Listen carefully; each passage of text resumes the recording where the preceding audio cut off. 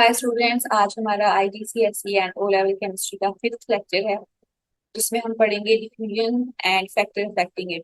साथ हम इनके रिलेटेड पास्ट पेपर क्वेश्चंस करेंगे और फिर हम कॉमन एग्जाम मिस्टेक्स देखेंगे।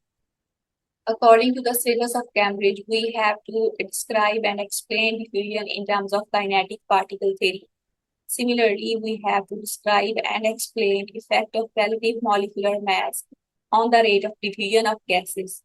मीन्स के हमने अपने टॉपिक को इस तरह से रेडी करना है कि हम लोग मेन पॉइंट्स राइट डाउन कर सकें और फिर हम उन पॉइंट्स की रीजन बता सकें in terms of kinetic particle theory.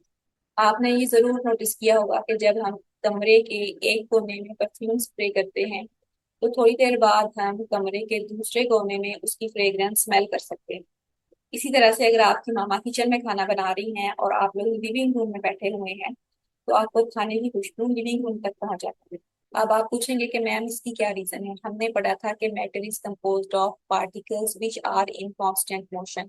जब हमने रूम के कोने में परफ्यूम स्प्रे किया तो यहाँ पर परफ्यूम के पार्टिकल्स की कंसंट्रेशन ज्यादा है। The particles will move randomly and they will collide with each other and they will tend to spread in the given region of space. इस तरह से पार्टिकल्स हायर कंसंट्रेशन से लोअर कंसंट्रेशन की तरफ move करते हैं और अगर आप कमरे के दूसरे कोने में बैठे हैं थोड़ी देर तक आप तक वो फ्रेग्रेंस पहुंच जाती है। इस प्रोसेस को हम बोलते हैं डिफ्यूजन।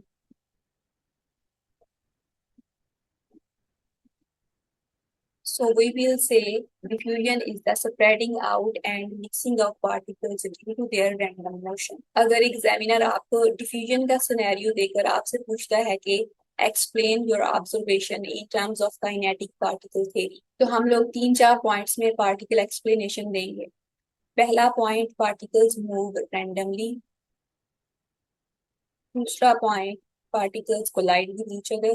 तीसरा point, particles spread in all directions. और चौथा point, particles move from higher concentration to lower concentration.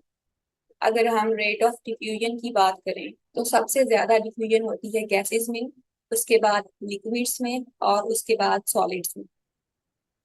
Gases में इस वजह से ज्यादा होती है कि इसके पार्टिकल्स हमने देखा था दूर दूर होते हैं, उनके दरमियान स्पेस होती है और वो तेजी से मूव कर सकते हैं।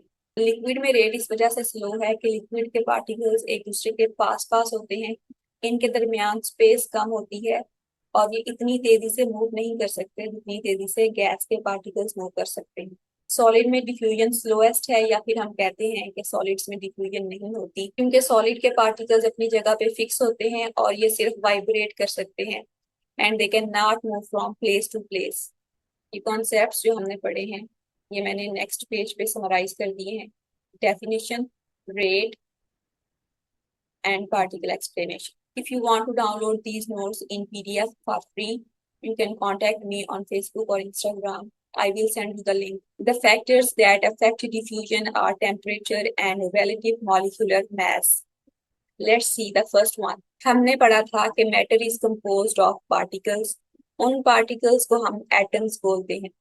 Atoms combine with each other to form molecules. For example, ये दो एटम मिले और इन्होंने एक मॉलिक्यूल बनाया। हर एटम का एक स्पेसिफिक मैस होता है। सपोज करें इस एटम का मैस है 3 और इस एटम का मैस भी है 3। अब ये है एटॉमिक मैस। ये दोनों एटम्स मिले और इन्होंने मॉलिक्यूल बनाया। मॉलिक्यूल के अंदर जितने एटम्स हैं अगर उनका मैस हम एड अप कर देंगे तो हमारे पास आएगा रिलेटिव मॉलिक्यूलर मैस। तो इस मॉलिक्यूल का रिलेटिव मॉलिक्यूलर मैस होगा 3 + 3 इक्वल्स 6। ये सिर्फ अंडरस्टैंडिंग के लिए था। अब हम कोई रियल मॉलिक्यूल देखते हैं। फॉर एग्जाम्पल, हमारे पास नाइट्रोजन का मॉलिक्यूल है और हाइड्रोजन का मॉलिक्यूल है। नाइट्रोजन के एक एटम का मास है 14, तो इसका रिलेटिव मॉलिक्यूलर मास होगा 14 + 14 इक्वल्स 28। इसी तरह से हाइड्रोजन के एक एटम का मास है 1, तो इसका मॉलिक्यूलर मास हो जाएगा 1 + 1 equals 2। This is particle of hydrogen gas and this is the particle of nitrogen gas. We will say nitrogen gas के पार्टिकल का relative molecular mass ज्यादा है, हाइड्रोजन के पार्टिकल का relative molecular mass कम है। Suppose करें हमारे पास नाइट्रोजन और हाइड्रोजन गैस है and we are comparing the rate of diffusion of nitrogen and hydrogen. Hydrogen will have the higher rate of diffusion. इसकी रीजन हम इस तरह से डिस्क्राइब करेंगे, hydrogen particles have lower relative molecular mass, therefore its particles are lighter and they will move faster, therefore they will diffuse faster and the rate of diffusion will be higher. अब इसको explain करते हुए आपने ये नहीं कहना कि hydrogen gas has lower relative molecular mass. No, इस तरह से आपको कोई क्रेडिट नहीं मिलेगा. आपने बोलना है हाइड्रोजन गैस पार्टिकल्स या फिर particles of hydrogen gas has lower relative molecular mass. हमने पार्टिकल्स की बात करनी है. इससे ऑपोजिट एक्सप्लेनेशन होगी नाइट्रोजन के लिए. हम बोलेंगे nitrogen gas particles have higher relative molecular mass, therefore particles are heavier and they move slower, therefore they diffuse slower. Second factor is so easy. Temperature ज्यादा होगा तो रेट ऑफ डिफ्यूजन ज्यादा होगा, और अगर टेम्परेचर कम होगा तो रेट ऑफ डिफ्यूजन कम होगा, क्योंकि at higher temperature particles will have higher kinetic energy and they will move faster and the rate will be faster. Similarly, when temperature is low, kinetic energy will decrease, particles will move slowly and the rate will decrease.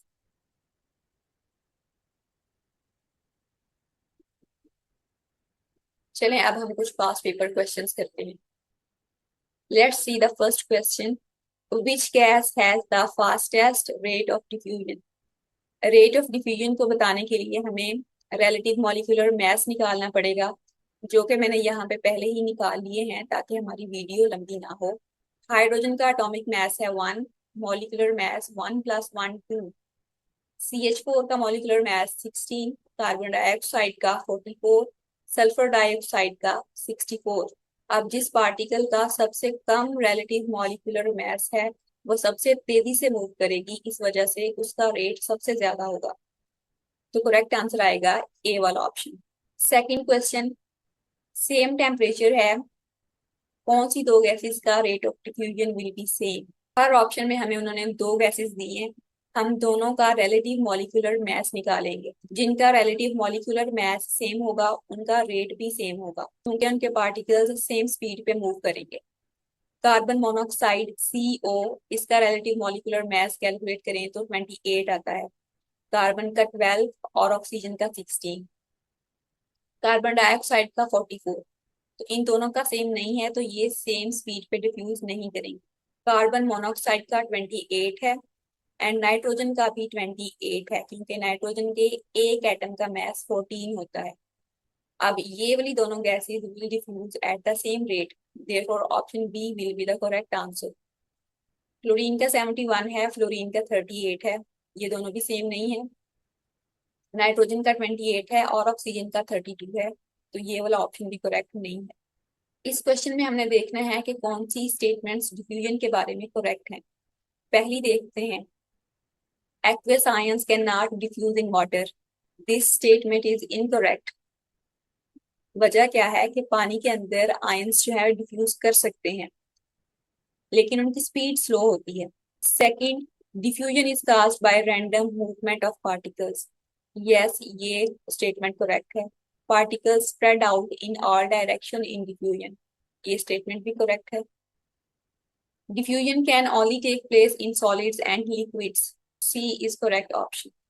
In next question, this figure shows a colored crystal of cobalt 2 chloride is placed at the bottom of a beaker containing water. After 2 days, the color has spread throughout the water. Explain these observations.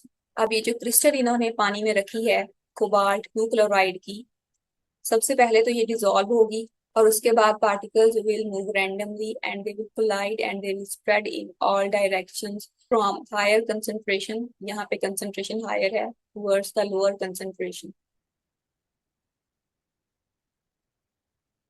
तो इसकी explanation में हम यही वाले points लिखेंगे, तीनों points जो हमने पीछे भी पढ़ लिए.